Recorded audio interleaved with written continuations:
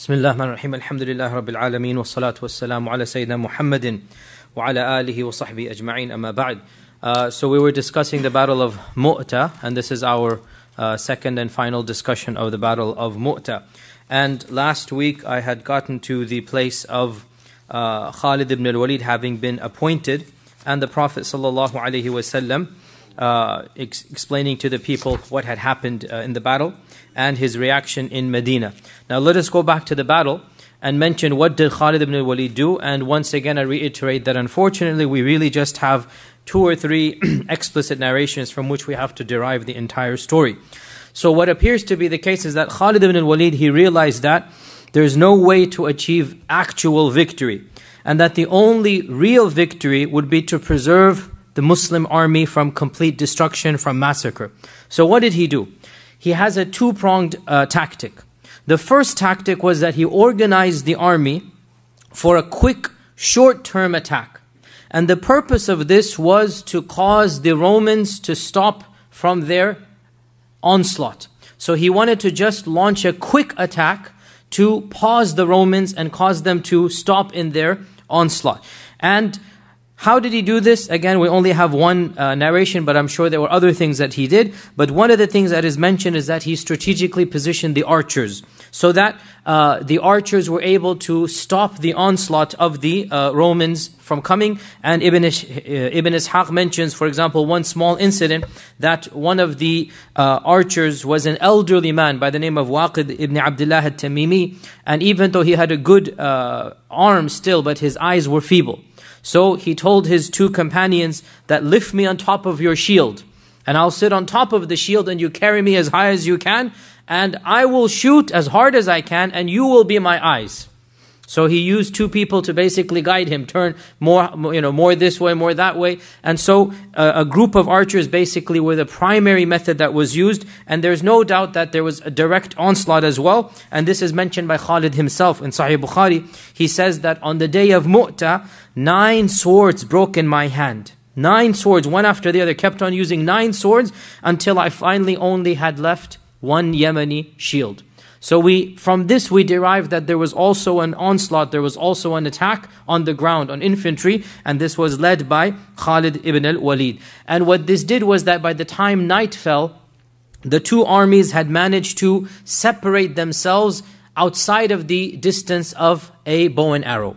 So they are now safe from the bows and arrows throughout the night. The 2 armies are now within visual sight, but not within the sight of bows and arrows. And so when night fell, the Muslims are at least safe for the time being, and they took shelter behind a hill. And it was on that evening that finally the martyrs could be buried. So the bodies had been lying there for the entire day. So in the evening, that was when the martyrs could be buried, and the 3 of the leaders, and that is of course Ja'far and who else?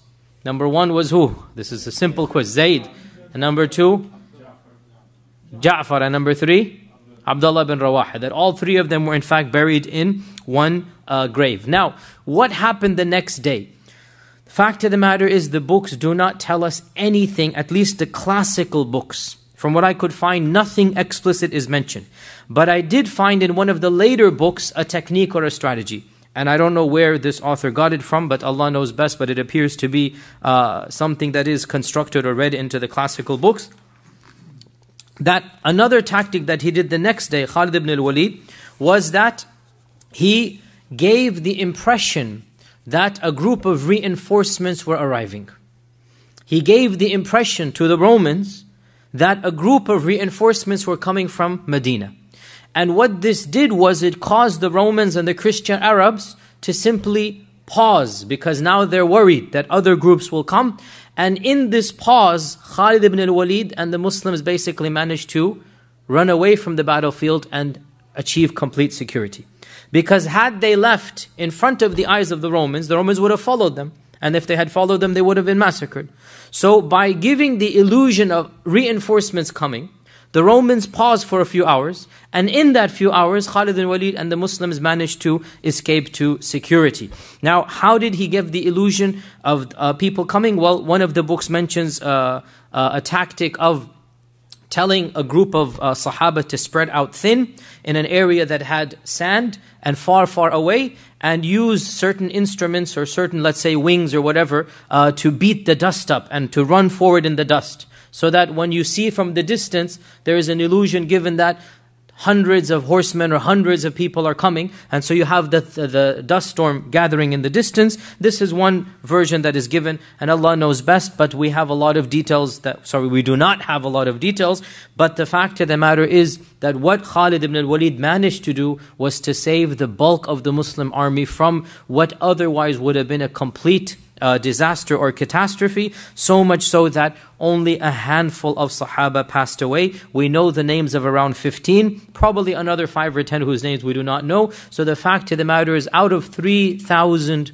people, 1% basically passed away. 1%. And that is, alhamdulillah, a very, very great, if you like, victory in its own way, that faced with the odds that they were faced with the superior fighting power, still the fact that less than 1% of the army actually passed away or died, and the rest of them returned. So from this, the question arises, and by the way, on the way back, they passed by the same village that had wounded them and killed one of their own, and they extracted revenge. Again, the books are not clear what exactly they did, but they extracted revenge, and they got their revenge from those people that had killed the Muslims. Now, the question arises, is Mu'ta a victory or is it a loss?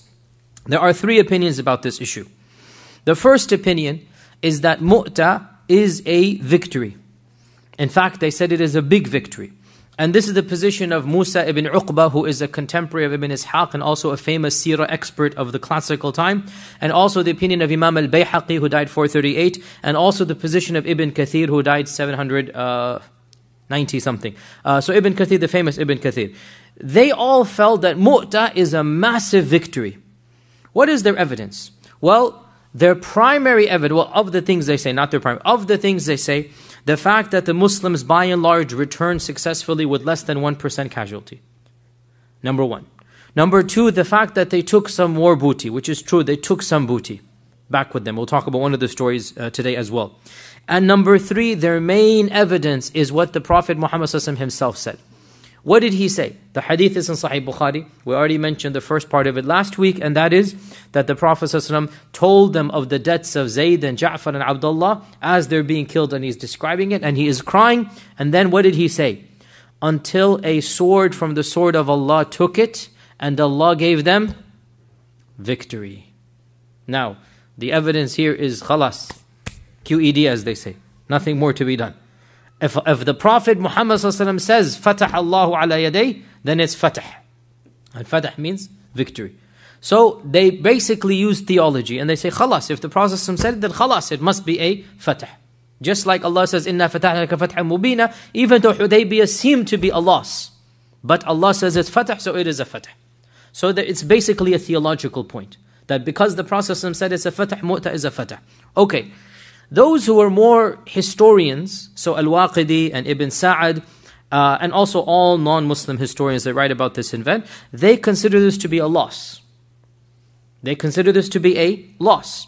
In light of the fact that the Muslims, well, firstly, they lost 3 very, very important, significant leaders, one after the other. They lost the flag. And secondly, the fact that they had to retreat and the Romans remained. And generally speaking, the one who retreats is not the victor, generally speaking. So they're looking at it from a more military, a more political perspective, and they say Mu'ta was a defeat. The third opinion is that it's neither a victory nor a defeat.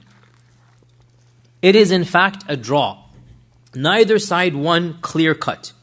And they say, now this is the position of Ibn Ishaq himself, it is the position of the Andalusian scholar Ibn Abd al-Barr, is also the position of Ibn al-Qayyim in his Zad al-Ma'ad, that Mu'ta was basically neutral. No side was a clear victor. They say similar to Uhud, which is also the correct opinion in Uhud, by the way, that it is not a victory or a loss, it's basically a little bit of both, so it becomes equal in the end, and in some ways the Muslims had the upper hand. So in this position of the Mu'ta, they say Mu'ta is neither a victory nor a loss. Now why? Because they say neither side attacked the other and the 2 sides returned both of them back to their places. And they say neither side took prisoners of war. When I say attack the other, I mean at the end of the battle. There was not a clear frontal assault from either side. Both of them returned back. And the fact that neither side took prisoners of war. And in terms of dead, it is probably equal, or maybe the Quraysh, the pagans or the Arab Christians had a little bit more, but it's not as if there's any significant issue there. And therefore, because both sides returns back home and neither side annihilates the other, therefore it's a tie. It's a draw. Now, in my humble opinion, it's each of these three opinions is correct in its own way, which is basically all three are correct. I.e., from each perspective, they have an element of truth. From a purely theological perspective, if the Prophet said it is a fatah, sami'na wa ata'na, it is a fatah. At the same time, the fact that he calls it a fatah doesn't mean it's a fatah from a military perspective. It could be a fatah from other perspectives, right? So if somebody comes and says, yes, it is a fatah, in that long term the goals are achieved. This is valid, but it doesn't mean that it is a fatah in this particular battle. It's a different type of fatah. Just like Hudaybiyah was a long-term fatah, right? Short-term, all of the Muslims were quite incensed what is going on in Hudaybiyah, right? Even the Prophet said, Allah knows, I'm not going to disobey Allah. Allah knows. So the fatah might be long-term, but in the short-term, Al-Waqidi and Ibn Sa'd do have a point that in the end of the day, it was the Romans who remained in their lands. The Arab Christians remained in their lands. The Muslims did not conquer even an inch in this battle. And the Muslims have to return home. So the second opinion does have some truth to it.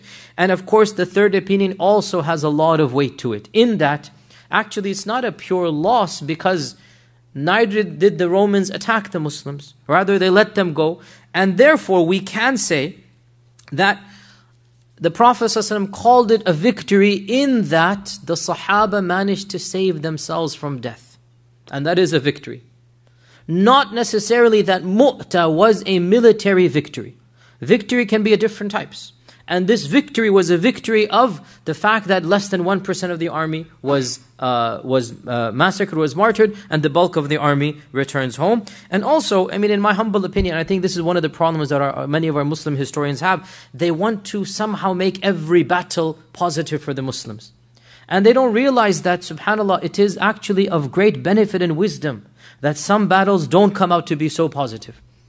That Allah Azza wa Jalla is showing us that, look, you're not going to get everything on a silver platter. Sometimes you have to struggle, and sometimes even the Sahaba, even our Prophet Muhammad in Uhud. What is Uhud? Except this illustration, right? That we really don't have to demonstrate, and this is really, I think, one of the problems that many Muslim, not just theologians, historians, Seerah, that everything has to be read in a certain light. And I think that this is actually problematic because when you go through something negative and you don't find anything in the seerah that is anyhow negative, how are you going to relate? Whereas if this battle actually is not fully positive, which is really my position, then you actually find some comfort in this when you go through some negative, when other issues arise. And here we have another wisdom, and that is that even the Sahaba are human. And sometimes they'll make not necessarily a mistake, but they'll make a judgment that doesn't turn out to be in the best interest in the immediate future. Maybe the long term everything will work out and that's the benefit. In the long run, Allah will take care of everything. But sometimes in the short run, victory might not be that tangible. So the Sahaba returned back. The Prophet ﷺ rejoiced at their return. He welcomed them. But what happened was within a few days, rumors began to spread. Smear campaigns were launched against the people who participated in Mota. How do we know this? Because it is mentioned in one of the books of hadith that the Prophet ﷺ saw the wife of Salama binti Hisham, and he said, "What is the matter with Salama? I haven't seen him in the masjid. Is he all right? Why is he not coming?" And so his wife said, "Ya Rasulullah, he has not come out of his house. Because every time he exits, people make fun of him. And people chastise him and rebuke him. And they say, 'O you who escaped, O you who ran away, have you run away from the way of Allah? أَفَرَرْتُم مِّن سَبِيلِ اللَّهِ عَنْ سَبِيلِ اللَّهِ. Have you run away from the path of Allah?' Which means, of course, over here, jihad. So Salama has remained in his house, not leaving out of this rebuke. So what this shows is that some of the Sahaba, those who did not go, or perhaps some of these were hypocrites. We don't know the details of who were saying this, or perhaps it was a mixture of both. The Sahaba felt a bit of positive anger, like why could you have fled? And the hypocrites felt a way of smearing. And so both of them are possible. So the people who had participated in Mota were then being smeared. That you are cowards. You have fled the battlefield. You didn't stand your ground. And they're being mocked. أَفَرَرْتُمْ عَنْ سَبِيلِ اللَّهِ. Have you run away and fled from the way of Allah subhanahu wa ta'ala? So when the Prophet ﷺ heard this, he said to all of the masjid over there that hum laysu bifurrar. They are not runners away, they are qurrar. And qurrar means the ones who will come back and fight again. So he took the smear and he changed one letter, the fa to the kaf, and he made a positive word out of it. Right? And this is of the fiqh and of the rahmah and of the long-sightedness of the Prophet to take a smear, furrar, which means runners away. And he says, no, they are qurrar. And qurrar means they will come back and fight again. And so that the Prophet then basically shut down all of the smear campaigns with one word. They are not runners away. They are not fleers. They're not cowards. They will come back to fight again, meaning they save themselves from death, and they will come back and they will fight again. And by the way, this clearly shows us that, and this is a very sensitive issue and I don't want this to be misunderstood, that no doubt martyrdom, genuine and legitimate martyrdom, is a goal of every single Muslim. At the same time, this goal is not expedited foolishly. You don't walk into the battle wanting to die and therefore just standing there doing nothing. This is not of the fiqh of our religion, because if everybody did this, then there would be no legitimate battle. Every warrior would just throw his arms and say, Yalla Bismillah, I want to meet Allah Azza wa Jal. Right? This is not the way. And therefore, these Sahaba, 99% of them returned back. Some of the Sahaba seemed a little bit overzealous, like, how dare you turn your backs? How dare you run away from them? And the others that actually had fled, they obviously felt guilty. That's why Salama is sitting at home. That, you know what, maybe there is a right point here. Maybe I should have stayed there. Maybe I should have just died. But the Prophet is demonstrating, no doubt martyrdom is a genuine goal of every Muslim. This is, wallah, you cannot deny this. Our Prophet clearly said that a legitimate martyrdom obviously is something we all want. But we don't want foolish martyrdom. We don't want illegitimate martyrdom.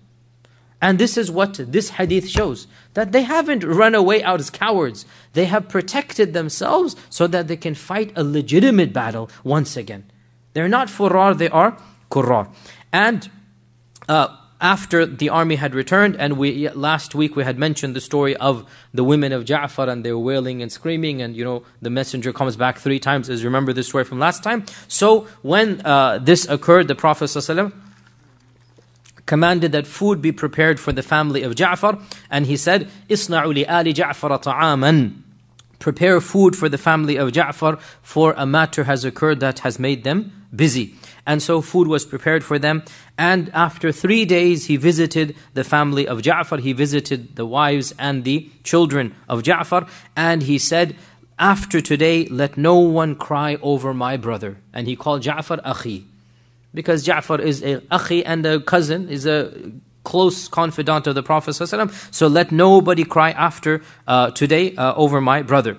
And he called for the children of Ja'far, and there was Abdullah ibn Ja'far, there was Muhammad ibn Ja'far.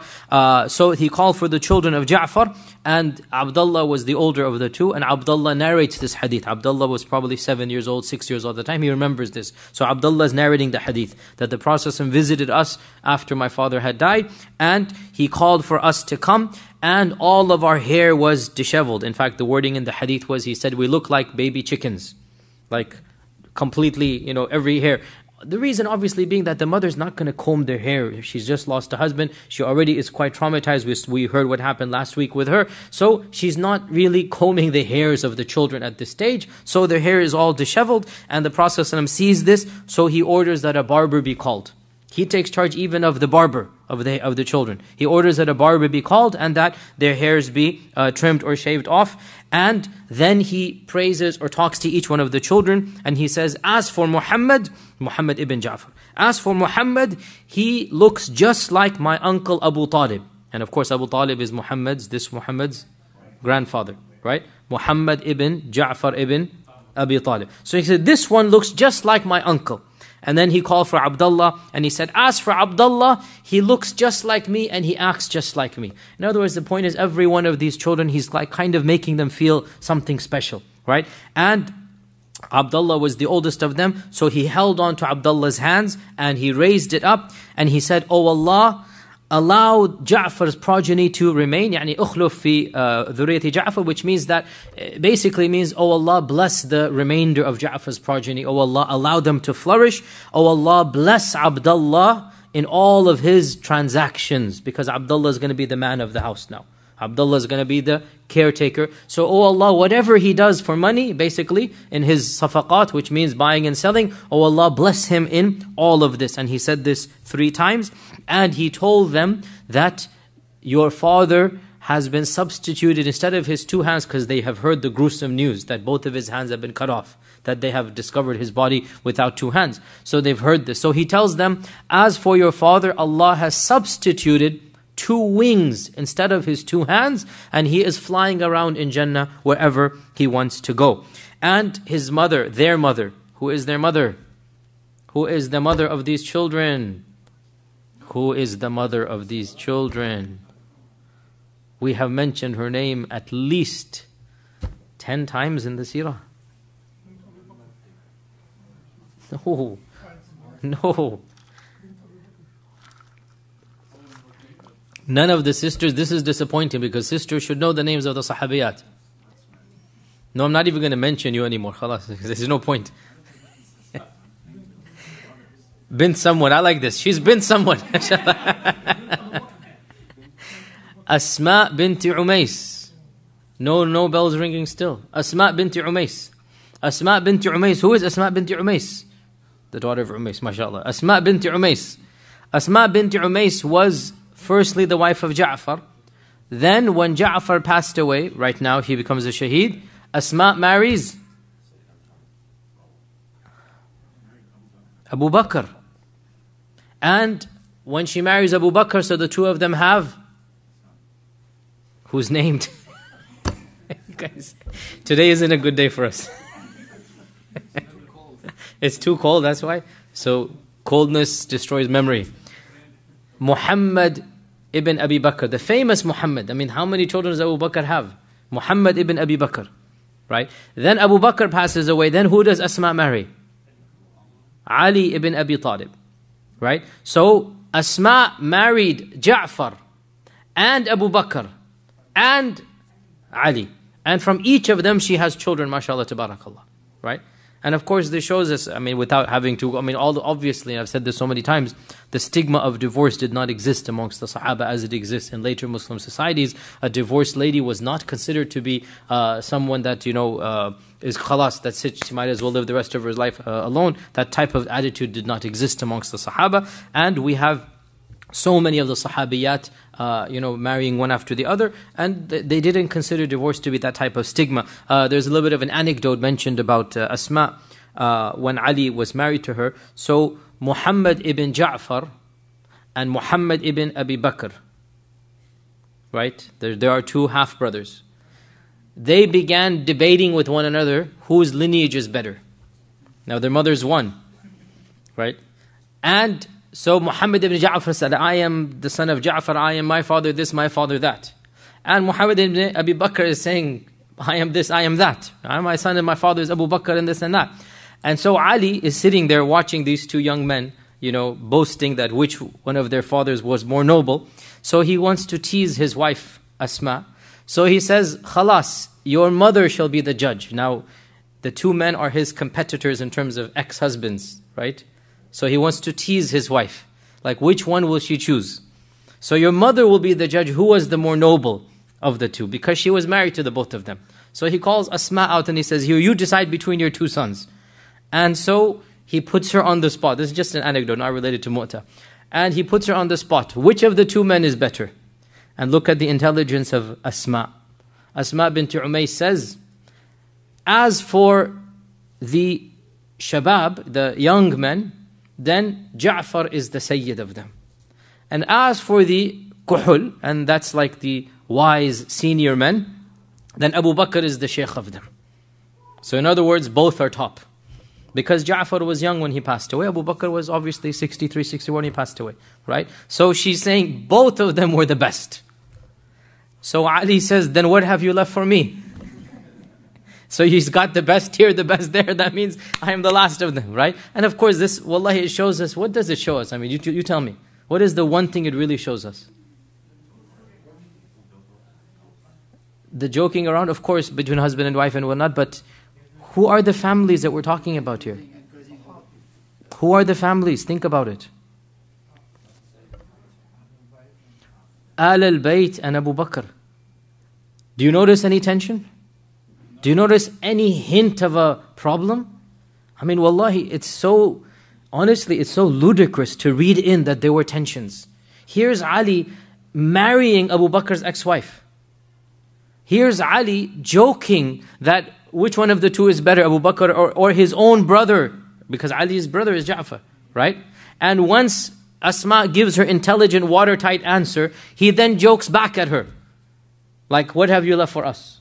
And wallahi, it's so obvious that there was no tension amongst these great Sahaba, the way that some groups say. And again, you know our theology, but every incident of the Seerah shows us, even something as trivial as this, that this type of tension has been constructed and read in. The Sahaba themselves are getting along completely, fine in this regard. And alhamdulillah for that. In any case, back to the story of Mota. So this is Asma binti Umays. So Asma comes out, and Asma begins to complain about the orphans, meaning she's saying, Ya Rasulullah, they're all orphans, meaning who's going to take care of them? Who's going to take care of them? And the Prophet ﷺ said, are you scared of poverty for them? When I will be the one who will take care of them in this world and the next. Ana waliyuhum. I am their wali in this dunya and the akhirah. So he took charge immediately or directly of the children of Ja'far, and all of this demonstrates the care and the concern of our Prophet ﷺ, especially for orphans. He himself was an orphan, and he knew what it felt like to be an orphan. From this incident, by the way, we also derive some very interesting sunan. Of these sunan is that when a family suffers a death or a tragedy, it is sunnah to gift the family with food. Especially for those who are the closest, like very close friends, that they should take charge of giving the family food. And this is proven in the hadith of the Prophet Isna'u li ali Ja'far ta'am. Make food for the family of Ja'far because something has come that will cause them to be too busy to cook for themselves. Also, it is sunnah to visit and to give words of consolation and to give words of encouragement. It is also sunnah to visit, but not for a long time, i.e. it is discouraged to sit for a long time. It is makruh to turn that visit into a socialization session. The visiting is just to console and to give dua. You sit for what is urf or reasonable in one's culture, maybe in our culture half an hour or so. You sit to give them consolation, and then you let them basically have some private family time. And also it is makruh for the host family to feed the visitors. This is wrong, and in some cultures it happens. This is wrong. The family who has suffered a tragedy, they should not be hosting. And there is a hadith to this effect. It is narrated by Jarir ibn Abdullah al-Bajali, the famous Sahabi, Jarir ibn Abdullah al-Bajali. He said, we used to consider gathering in the house of the Mayyit and there preparing food for us a part of the wailing that the Prophet forbade, the niyaha. The niyaha is forbidden. So notice, he said two things. We used to consider gathering in the house of the deceased. Now, by gathering, he could not have meant visiting because the Prophet visited. So by gathering is meant you stay there and you make your visit into a socialization. This is not the purpose of consolation. And the feeding of the guests, i.e. by the people that are suffered a tragedy. We used to consider this a part of the forbidden niyaha, the forbidden wailing. This is a part of it. And therefore we have to be careful that we do not fall into this as well. Also of the wisdoms we learn here that the Prophet waited for 3 days and then he came back and he consoled them. And what this shows us is that for 3 days, as we know, mourning is allowed, and then after the 3rd day, mourning should stop, except for the wife who remains in her iddah And iddah is slightly different than mourning. Mourning, the legitimate mourning, is to feel a sense of loss, a sense of grief and crying, and altering your lifestyle or schedule to a little bit. I.e., you're so depressed you don't feel like eating too much. You're so depressed you maybe take off from work. This is halal and jaiz for 3 days. Beyond this, to beat yourself, to wail out loud, to cry claims of kufr. Who's going to take care of me? How will I live? I cannot live without you. This is haram. So wailing, and wailing means to raise your voice out loud, and shrieking. And these were things that they are still done in some cultures, Muslim cultures. And in fact, our Prophet ﷺ said, 4 are the things of jahiliyyah, my ummah will never give them up. 4 are the things of jahiliyyah, my ummah will never give them up. Number 1, he said, niyaha ala al-mayyit. And niyaha is basically the types of pagan customs that existed in jahiliyyah. Of them is wailing, of them is crying out loud. He said these will remain in my ummah forever, even though they are from the jahiliyyah. So what then is allowed? I gave you some examples of what is allowed. Crying without wailing, tears coming out. Our Prophet himself, when the news came, Aisha says he had to sit down. I mean, wallahi, think about that. Rasulullah sallallahu alaihi wasallam, he's so overcome with grief, jealous. I mean, that's a shock. And he was crying. Anas says he was crying. And Jabir and Aisha says you could see the grief on his face. This is all permissible. Now, as we said last week, Asma, or I should not mention, the women of Ja'far and the family of Ja'far went a little bit beyond. And here we find a big wisdom. The Prophet attempted to stop them through the messenger 3 times. Until finally when it cannot be done, khalas, okay, let them be. Then on the 3rd day he comes and he puts an end to it. Let no one wail over my brother anymore. Khalas, end of story. And this shows us that, look, sometimes you just cannot enforce perfection. Even in the extended family of the Prophet ﷺ, things happened that he did not approve of. Think about this. And I say this all the time, that when a person dies, now is not the time to become fine-tuning detail of what is sunnah and what is bid'ah and what is complete. It's person is overcome with emotion. A person has lost his mother, his grandmother, his father, doesn't understand fully. If you are an intricate member of the family, then you speak and you say, okay, let us do this. If you are a stranger or an acquaintance or just a friend, now is not the time to become Mr. Sunnah and tell them this is bid'ah and this is haram. You let them do what you want, and then at a better time, at a better occasion, you can teach them what is the appropriate sunnah. It's not necessary that you enforce everything, at this get-go. Here our Prophet ﷺ himself cannot control the extended members of the family of Ja'far. What can be done? But on the 3rd day he comes and he corrects it all. He goes, okay, end of story. These kids haven't been combed, clean their hair up. You're going to stop crying, you're going to get your life to act together. So after 3 days, you have to stop living in that shock state. Deal with it. Get to terms with it. And as they say, time heals all wounds. And wallahi, this is true. Time heals all wounds. Allah has made us this way. No matter how big the tragedy, how great the calamity, eventually you move on and you simply live your life. And therefore, 3 days is the maximum time given where the death of somebody can cause us to alter our schedule. And that's halal for 3 days. It's halal. But after 3 days, khalas, end of story. And move on. The only exception, the wife, she remains 4 months and 10 days with extra rulings. And those rulings are not mourning, they're ihdad rulings. And the haddad rulings are basically, she does not beautify herself the way that a wife should beautify for her husband, out of respect for her husband. And she remains in the house as much as possible. This is something specific for the wife, 4 months and 10 days. But even after 3 days, she should try to just get into the schedule again of eating and drinking and whatnot, and try to overcome the extra grief, even though it is halal for her for a longer period of time, out of respect and honor for the status of the husband. So all of this we learn from the story of Asma binti Umays and the children of Ja'far. And as I said, that after her iddah was over, that later on Abu Bakr proposed for Asma, and Asma then married Abu Bakr. How about Zayd? Zayd, of course, had a son, and his name was Usama ibn Zayd. And it is mentioned in the Musannaf Abdul Razzaq that whenever the Prophet would see Usama after the battle of Mota, that he would tear up, he would cry. when he saw Usama.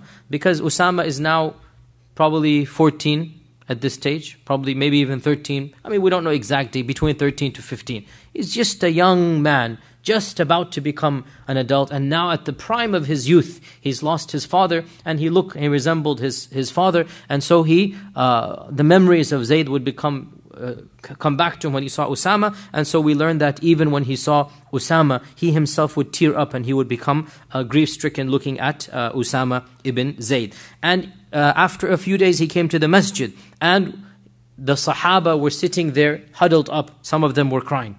And he said, "Why are you crying?" So they said, "Why should we not cry, O Messenger of Allah, when the best of us and the most noble of us have left? Why shouldn't we cry? Such a big calamity." And of course, in particular, they meant the three who had passed away. So our Prophet ﷺ said, "But do not cry.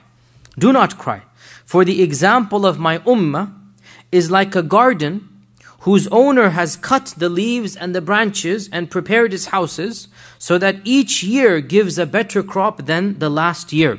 Now pause here, what does this mean? So in order to grow the garden, you have to cut the leaves and actually get rid of some of the things to fertilize and to make the garden grow. So in order, like for example, what do we do with roses? You have to prune it and cut it and basically do it. So the Prophet is giving this analogy, but he's giving with the date gardens, the date grows. So he's saying the example of my ummah is like this garden. The owner of the garden has to cut and prune and do things in order for the garden to flourish. And the next year shall be better, and the next year shall be better. And the Masih Isa will meet this ummah, and there will be a group that he meets that are like you or even better than you. He's talking to the Sahaba. And Allah subhanahu wa ta'ala will not humiliate an ummah. I am the first of them, and the Masih is the last of them. Allah will not humiliate an ummah. I am the first of them, and the Masih is the last of them. Now this hadith is a very, very beautiful hadith, and scholars have differed about its authenticity. Ibn Hajar has said it is Hasan, and it is narrated by Ibn Abi Shayba, and some of the more stricter scholars, such as the ones of our times, have said that it is slightly weak. In any case, the meaning, Ibn Hajar said is authentic by the way, but the meaning is definitely beautiful, and it's also authentic in its own way. Allah will not humiliate an ummah, the first of whom is myself, and the last of whom is Al-Masih Isa ibn Maryam. Right? And this is so true, that who is the last person to pass away of this ummah? It will be a group of people with Al-Masih, with Isa ibn Maryam. You all know we did this in the series of the Day of Judgment, right? The last Muslims that will pass away with Al-Masih with them and amongst them. And perhaps from this, perhaps we can say the very last Muslim to pass away will be Al-Masih Isa ibn Maryam. Perhaps we can say, Allah knows best, that I am the first, and he was the first, and Al-Masih will be the very last. And what a beautiful way of showing the perfection of this ummah. So he said, Allah will never humiliate this ummah. I am the first and Masih is the last. And Al-Hassan ibn Thabit and many of the other Sahaba, they wrote long lines of poetry about the martyrs of Mota, and these are recorded in Ibn Ishaq and other books. And the point being, from all of these narrations, we learn Mota was a very traumatic incident for the Sahaba, and especially for the Prophet Muhammad ﷺ. It was one of the most traumatic episodes of the Seerah, and sadly many of us are completely unaware of Mota. We don't even know who died and what happened in it, but you look at the trauma, you look at the grief that had afflicted all of the Sahaba, and especially our Prophet Muhammad ﷺ, and we notice its importance and its status. Now there's also one final story about Mota before we conclude and summarize, and that is that there's a side story mentioned which has some benefit. And that is that in the Battle of Mota, there was also a group of helpers, al-Muddadis from Yemen. That's not a tribe. The al-Muddadi means the one who is helping. And they had joined the army to fight against the people of the Romans and the Arab Christians. And one of them, a story is mentioned about him. One of them, he only had one sword in the fight. And when the Romans came near, one of the Muslims had sacrificed an animal to feed to the army. So he asked him, can I take the skin of this animal? So the Sahabi said, take it. So he took it and he made a leather armor out of the skin. He tanned it, he fixed it, and he doubled it up, and he made an armor out of it. And there was a Roman, perhaps lieutenant, again the books of Seerah do not mention his level and rank, but there was a Roman with very, it says bright armor, golden armor. And he was wreaking havoc in the lines of the Muslims. And so this Mudadi basically attacked him with only goat skin and a sword. He attacked him and managed to kill this Roman, maybe lieutenant or general. And he took his horse and his armor and his weapons, and he took everything as booty, right? Now, of course, this is the fiqh, that the one who kills a soldier will get the personal belongings of the soldier. Now, when the battle is over, so he takes all of these into his basically baggage, and Khalid ibn Walid says, what is this? He's the commander, no? Khalid is the commander. He says, what is this? So the man says, I killed the Roman, and so I get all of his goods. So Khalid said, this is too much. And they said that there was a golden coat of armor, and there was a beautiful horse, so you can imagine if he's clearly not just a soldier, he's clearly somebody high up, whatever would have been there, which would have been very valuable and very whatnot. So Khalid says, this is too much for one soldier. You must give some to the treasury. You must give some to the general fund to distribute to everybody. So the man says, but this is the sunnah of the Prophet, and this is what he told us to do, that the qatil, the soldier who kills, gets everything from the soldier that he killed. And this is the general rule. Right now, again, I said this applies to an army that is not paid. As for an army that is paid by the government, remember, in those days, the armies were voluntary. And each person has been told that whatever you get is going to be yours. And then on top of that, the general treasury, you will get a share. And what is the percentage of shares between the one who has a horse versus the one who doesn't? The one with the horse gets 3.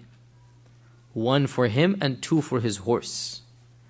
Right? Why? Because taking a horse into battle, that horse or that camel is worth a lot of money, and you're risking it. And also, when you take your own horse, you are responsible for maintaining, feeding, whatnot. So it's a big responsibility. It's also the big risk of loss. So all of these this is the chapter of the fiqh of the war booty. We don't have, we're not going to talk about this too much now. But it is true that the one who kills gets the armor and all of that. Now Khalid was new. Remember, he's a new Muslim. Khalid says, no, you're not going to get all of this. So he takes a percentage and he gives it to the general fund, that's going to give to the whole army. And he just gives him something that is, whatever, trinkets or whatever, you get this. And the man says, I'm going to complain to the Prophet. So Khalid doesn't say anything. Khalas, they go back to Medina. The man goes to the Prophet after everything has settled down, and he complains that, Ya Rasulullah, I killed the Roman general, I got this, and Khalid took it from me. So he called Khalid ibn Walid to confirm. Khalid said, yes, Ya Rasulullah, I took this percentage. So the Prophet said, here, give it all back to him. So Khalid gave him all that he had earned, and at this, the man scoffed and mocked at Khalid and said, ha, didn't I tell you? Now you got what you deserved. So he mocked Khalid. So the Prophet said, what is this? Why did you just say this? So the man explained that I had told him that I'll take him, to you, and I will, complain. And now this is, your verdict was in my favor. At this, the Prophet ﷺ became angry at the arrogance and the insolence of this man. That the man was now like boasting. Didn't I tell you? Now you got what you deserved. You got your scolding. And he said, in that case, O Khalid, do not give it to him. In that case, Khalid, do not give it to him. Will you not leave my commanders for me? Take the good from them and leave their bad. And this hadith has generated a lot of discussion about what is this meaning and what's not, but I think it's pretty self-explanatory. And that is that this man deserved his armor, his booty, but when his arrogance got the better of him, the Prophet ﷺ needed to send a message to the rest of the army that you cannot treat your leaders in this manner. You deserved it, you could have gotten it if you were humble. Okay. But when you were so arrogant, and arrogance is a worse sin. As for Khalid, he made a genuine mistake. Khalid did not know, or he didn't believe this man. He didn't know that the one who kills gets the armor, and he felt this is a lot. He didn't take it himself. He just gave it to the general fund. So Khalid made a genuine mistake. And this man's arrogance trumped the right side that he was on. And this is a very important point here. Notice this. The man was right, but his arrogance was so wrong that favor was not given. The judgment was not in his favor. And this clearly shows us the dangers of arrogance, even for the one upon the truth. Even for the one upon the truth, your arrogance can make you upon the batil. And Khalid was wrong in this case, but he was right in the sense that he acted in his own ijtihad. And he wasn't chastised. And the man that was chastised was the one who showed the arrogance. Also, we learn over here that it is allowed for a judge, a qadi, to alter a verdict in light of new circumstance. It is allowed for a qadi to change his ruling. Because right then and there, the Prophet ﷺ changed his ruling. And it is allowed in light of other circumstance. Also, a very interesting point. The Prophet ﷺ said to, and this was the point of it, aren't you going to leave my leaders to me? Meaning, have you no respect for my leaders that you're going to mock them in this manner? This is the meaning of the hadith. Have you no respect for my leaders? Now, who appointed Khalid to be a leader? The Prophet Muhammad ﷺ? No, the people did. Yet what did he call Khalid? My leader. Umara'i, my leader. And this shows us the Sunni doctrine. This is a Sunni doctrine. That the Khalifa, the Sultan, the Wali, whom the people choose, is the Wali or the Sultan of Allah on this earth. Even though the Prophet Muhammad ﷺ did not choose Khalid because he was not of those three. But when the people chose Khalid, he becomes the one whom the Prophet ﷺ chose. And this is Sunni doctrine, by the way. That the Khalifa, legitimate Khalifa, represents, basically there's a hadith, there's so many hadith of this matter. For example, perhaps one of the most deep ones, As-Sultanu Waliyullahi fil Ard. In another hadith, As-Sultanu Dhillullahi fil Ard. That the Sultan is the representative, or the Sultan is Khalifatullah in one version. As-Sultan Dhillullah is the shadow of Allah on this earth. Meaning, he is representing the Sharia. And he is the one who is ultimately responsible. And that is why when the Prophet passed away, Abu Bakr said, I am Khalifatu Rasulillah. And Umar said, I am Khalifatu Rasulillah. They feel as if they're standing in the maqam, the political maqam at least, of the Prophet ﷺ. You understand this point here? And this is Sunni doctrine, that the legitimate ruler does have a respect and an authority that must be given to him in matters of this dunya. And I have spoken about this many times, especially after the Arab Spring, that such a hadith, they are applicable to legitimate Islamic rulers who were khulafa. As for modern day dictators and presidents and parliaments and whatnot, these you cannot apply Islamic injunctions when they themselves are not ruling by Islam and through Islam. When they are secular regimes or democracies, you cannot use the Sharia for or against them. They don't represent Allah Azza wa Jal Sharia. Now whether they should be obeyed or not goes back to the scholars of those times, and they look at maslaha and mafsada, they look at pros and cons. It is not correct to use the ahadith about obeying the ruler with regards to rulers who do not obey Allah subhanahu wa ta'ala in overall their implementation of the Sharia in the land. And we're not talking about their personal sins, we're talking about overall their Sharia. And in any case, again the point is, the Sultan or the Khalifa represents the judgment of Allah subhanahu wa ta'ala as much as is possible by a non-prophet on this earth. Now one interesting point, before we conclude, one interesting point here is that this battle of Mota is actually mentioned, one of the very few things that is mentioned by the Byzantine or the Byzantine chroniclers, the non-Muslim chroniclers. And it is extremely interesting that the earliest historian of the Byzantine Empire that writes about Muslims, and his name is Saint Theophanes, and he's an aristocratic monk, and he wrote a very large book in ancient Latin called the Chronicles, or not even in Latin, it's ancient it's been translated, into modern Latin, and then from there it's been translated into English and other languages. And this work is the earliest work of the Byzantine Empire that mentions the Prophet Muhammad ﷺ. And it mentions even the Battle of Mota. And Theophanes died around 820 CE. So 820 CE is very early on. That's one of the earliest books written. And he uses sources that we no longer possess. And one of the sources that he uses is that of an Arab source, that is a non-Muslim source, that he's using an Arab source to talk about the Islamic side of things. So he becomes one of the very few Roman authors with access to material and names and stuff that is not found in most of the other Byzantine sources. No other Byzantine chronicler was so well equipped with the material that Theophanes was. And he wrote, as I said, his book, The Chronicles, which has been translated. And very interestingly, he mentions the Battle of Mota in that chronicle. And I downloaded the book and I actually printed out the page from the chronicle, from his chronicles, and he mentions in the year 630. Now he doesn't mention 630, he actually says in the year 623, but that's because their calendar, when you convert it to our calendar, it's a little bit different. And then he always has the dates according to the Roman emperor and according to the emperors of the civilizations of that year. So he says Heraclius 22nd year, the same Heraclius. Abu Bakr's, because they're adding OS, they add OS, Abu Bakr's first year. Now, this is a mistake from his side. He puts the Battle of Mota in the first year of Abu Bakr's Khilafah.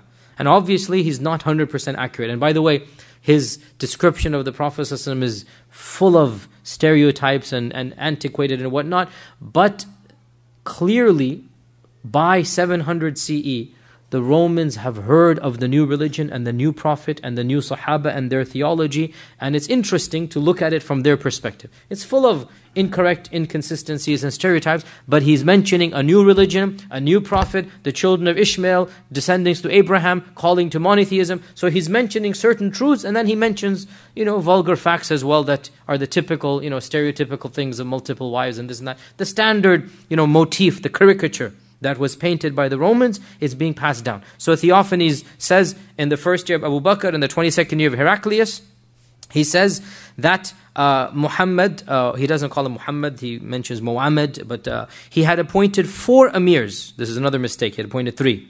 But again, this is their side. 4 emirs to fight the members of an Arab nation that were Christian. And this we already mentioned this, right? And they came in front of a village called Mukhia. So he says the village was called Mukhia. And they, in that village was stationed Vicarius Theodore. Now Vicarius Theodore, they say he was the brother of Heraclius. So it is mentioned in our books that the brother of Heraclius participated in the Battle of Mota. So he also is mentioning that Theodore was there.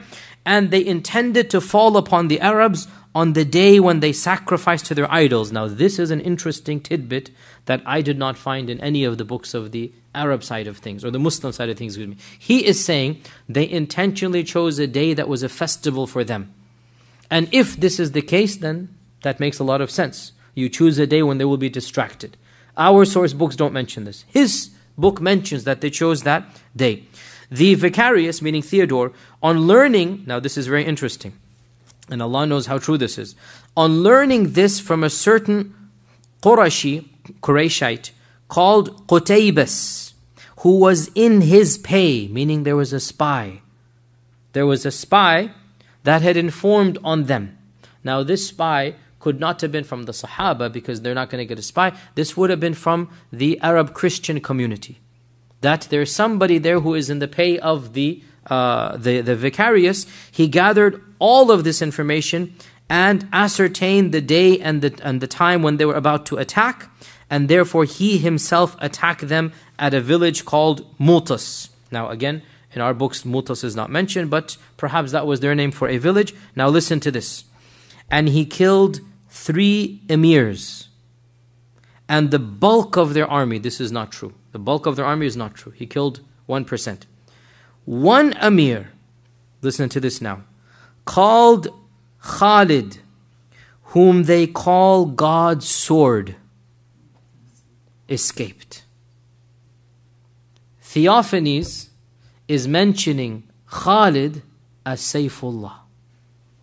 And this is amazing, that they already know Khalid is the one who caused them to escape. And why? Because they call him the sword of God. So the title that the Prophet Muhammad ﷺ gave to Khalid ibn al-Walid had reached the Roman Empire.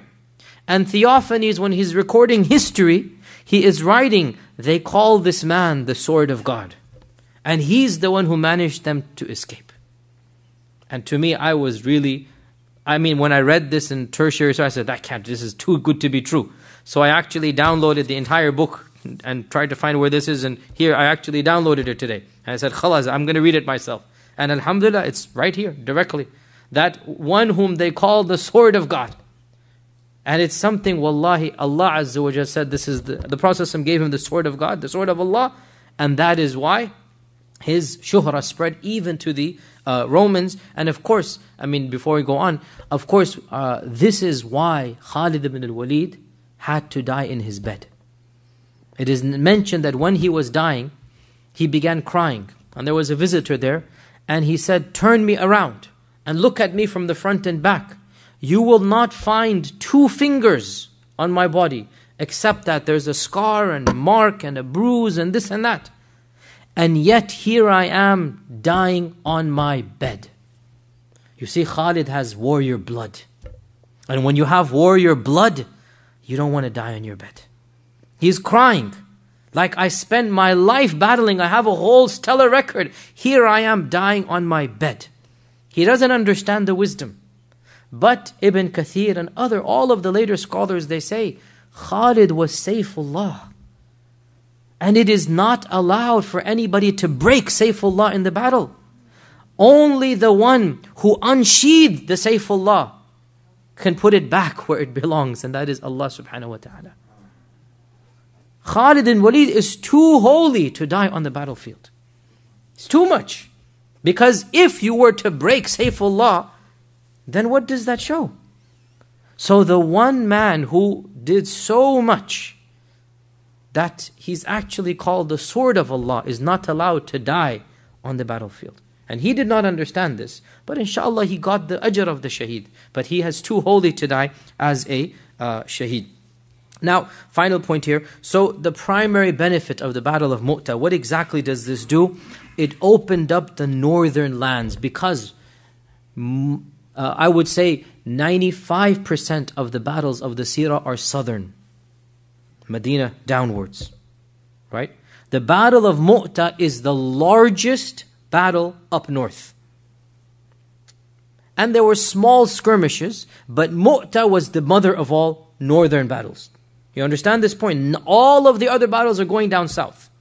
Mota, what it did was, okay, I agree, we all agree, the Romans were not defeated. And the Christian Arabs were not defeated way up north in Tabuk and whatnot. But what happened was the reach of the Ummah has spread at least to the peripheries now. And the strength of the Muslims is established, and fear is put in the hearts of those Arab Christian tribes. Fear is put in their hearts. And we will come back to this in Tabuk, that when the Prophet himself marched north, they couldn't even fight him. And there's no denying that Mota had an impact. If only 3,000 of them could do so much damage to, however, 10,000, 15,000, we don't know the numbers, but suppose there were 15,000, 10,000. If only 3,000 could do so much damage and still escape, what are we going to do when the Prophet Muhammad himself comes? So when Tabuk takes place, they don't even show up. I'm telling you this beforehand, but we'll come to Tabuk later on. They can't even fight the Prophet Muhammad ﷺ. So it's the first and only major battle that takes place up north. It's also the first and only battle in the lifetime of the Prophet with the Romans. It's the only battle with the Romans, and obviously this opens up the door of fighting the Romans after the death of the Prophet. Khalid ibn Walid in particular gets that experience, and he knows the tactics of the Romans. He faces them in battle, and of course Allah will use him later on to fight the Romans. All of this is intended. After this, now remember, when does Mu'tah take place? What year does it take place? Beginning of the 8th year of the Hijrah. The beginning of the 8th year. When is the conquest of Makkah? Ramadan of the 8th year.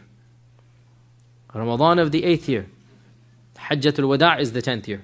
Right? Ramadan of the 8th year. So we're about to now, very soon inshaAllah ta'ala, finish off the conquests, because the very next incident is going to be the conquest of Makkah during the 2 years after the Treaty of Hudaybiyah. Basically, Hudaybiyah is 6th year, and then Mota is the beginning of the 8th year. During this 1.5 to 2 years, every single serious threat to the Muslim community has been eliminated. By going up north, the message has been given to them, you cannot attack us. That's the least thing. And remember the Ghassanid chieftain, what was he saying? I'm going to show you who's the boss. I'm going to come down. I'm going to do this. Now it's all threat. You're not going to do anything once you've seen what they can do to you in your own territory. So it is true to say Mu'tah was not a victory, but the message was given. And that message was, don't mess with us. You can't mess with us.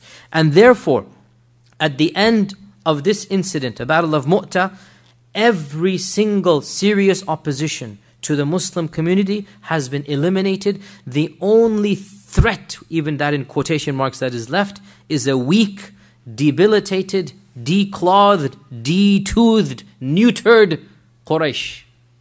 Nothing left. It's just an old dog without any teeth. Nothing left. Lots of empty air. But they're all now defecting over. And that's what Amr ibn al-As himself, that's why he left. Like, what's left now? It's only a matter of time. We will be conquered. Even Amr, and he's the statesman, he's the politician, he sees this. That's why he is the very last to go. And therefore, inshaAllah ta'ala, we will pause our seerah for a few weeks for the break, and then we will resume inshaAllah next Gregorian year 2014. And inshaAllah ta'ala, we should be finishing the entire seerah within the Gregorian calendar 2014, inshaAllah ta'ala. And with that, if there are any questions or... Yes? Why do you think the Battle of Mota is not as famous as the other battles? Why do you think the Battle of Mota is not as famous as the other battles?